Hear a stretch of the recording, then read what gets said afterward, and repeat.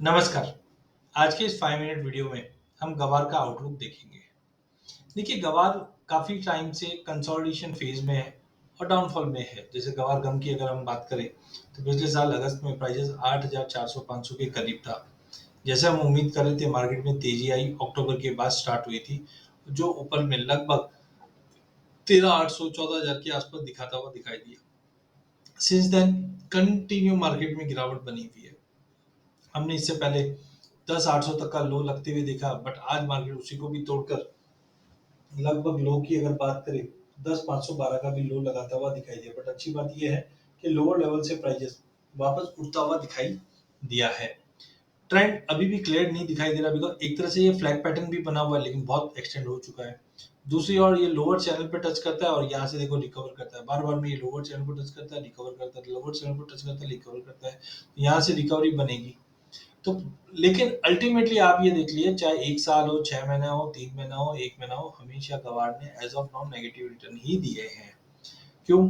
Data कहीं पे भी कोई ऐसा खराब डेटा नहीं है कि बहुत ही ज़्यादा खराब है जिसकी वजह से गवार में बहुत बड़ा फॉल आ जाए। मॉनसून की अनसर्टेनिटी अभी भी प्राइसेस इसको फैक्टर इन नहीं करके चल पा रही है।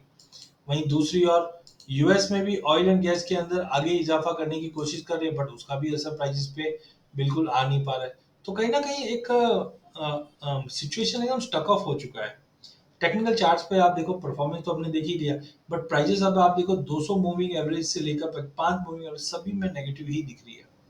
आरएसआई धीरे धीरे ओवरसोल्ड की तरफ जाने की कोशिश कर रही है। सीसीआई पे -91 आ चुका है, जो दर्शाता है कि मार्केट काफी लोअर लेवल पे पहुंच चुका है। सिमिलरली एटीआर एडीएक्स बता रहा है 24, मतलब वॉलिडिटी अब आने वाली है मार्केट में। वॉल्यूम आप देखिए खाली 820, वॉल्यूम ओआई काफी कम है एज ऑफ नाउ। तो मार्केट में कहीं पे भी वॉल्यूम पार्टिसिपेशन नहीं आ पा रहा है, जिसकी वजह से गवार एक दायरे में अटक चुका है। गवार शीट का भी ऐसा ही कुछ हाल है। मल्टीपल ऑफ टाइम हम देख रहे हैं 5400 5350 का ये बेस बनाता है, फिर ऊपर आ जाता है। तो ये रेंज में ही मार्केट मूव कर रहा है। अभी भी देखिए पूरे साल भर में 1 साल, 6 महीना, 3 महीना, 1 महीना, आप देखिए मार्केट बिल्कुल सस्टेन नहीं कर पा रहे, एक दायरे में अटक चुका है। तो एज ऑफ नाउ कोई ऐसे बड़े फंडामेंटल्स नहीं है जो प्राइजेस को बहुत अच्छे से सपोर्ट कर रहा हो या बहुत अच्छे से दबाव लाने की कोशिश कर रहा है। तो मार्केट एक दायरे में अटक चुका है, वॉल्यूम भी नहीं आ पा रहा है। यहाँ पे भी आप देखिए 5 से लेकर 200 मूविंग एवरेज के बीच में सभी चीज हमें नेगेटिव दिखा है। आरएसआई 40 पे आ चुकी है, सीसीआई -80 के करीब, एडीएक्स 17 पे, जो बता रहा है मार्केट में मूवमेंट नहीं है, बट आगे जाके मूवमेंट बढ़ सकता है।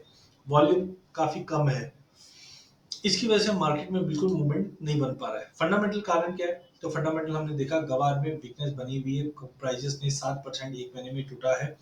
गवार सीड में भी एक महीने में हमने 4.25% की गिरावट देखी, डिमांड वीक है। जब भी भाव में तेजी आती है, 15 दिन पहले एक तेजी आई, तो हमने देखा कि मार्केट के अंदर अराइवल प्रेशर मार्केट के अंदर जबरदस्त तरीके से बढ़ गया था। अराइवल हमने देखा कि मई के पहले 23 दिन के अंदर 18% का जंप आया, जिसकी वजह से भी प्राइसेस में दबाव है। गवार गम का प्रोडक्शन पिछले साल बढ़कर आया, बट एक चीज ध्यान रखिए, एक्सपेक्टेशन मार्केट में बहुत बड़ा था।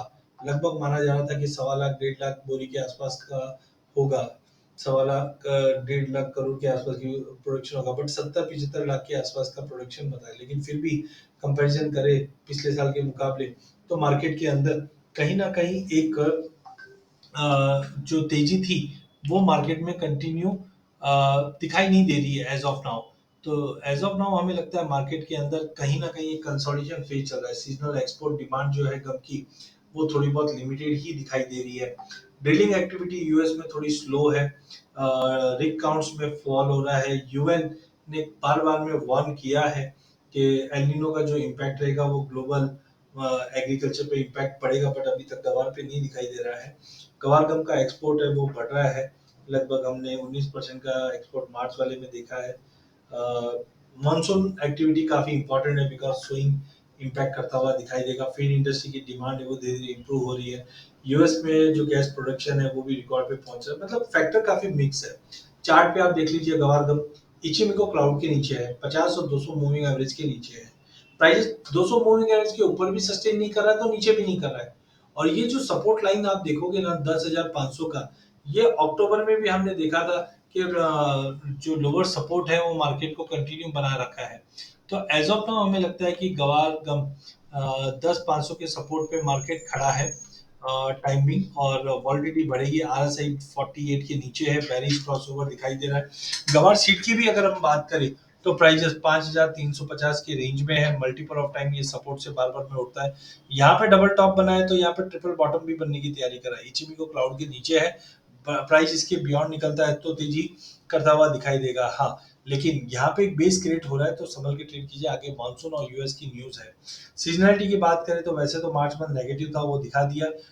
मार्च के बाद अगर हम देखते हैं कि अप्रैल में मार्केट में सॉरी अप्रैल तक मार्केट नेगेटिव था, मई में भी नेगेटिव था, बट जून में थोड़ा बहुत मानसून को लेकर, स्विंग को लेकर एक अपडेट रहेगी जो काफी इंपॉर्टेंटली मार्केट इम्पैक्ट करता हुआ दिखेगा। सीजनैलिटी में अब तक मार्केट में गिरावट ही है।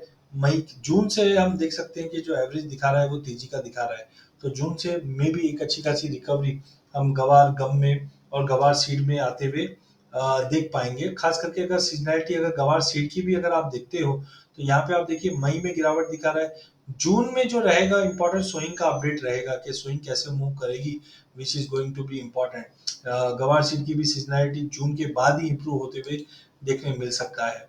तो इन शॉर्ट टेक्निकली मार्केट कहीं ना कहीं एक बेस बनाता हुआ दिखाई दे रहा है।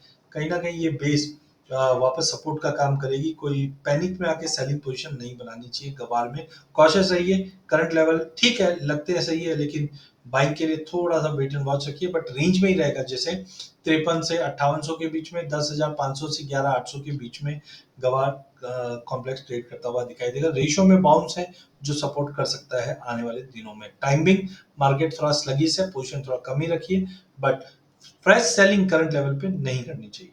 धन्यवाद।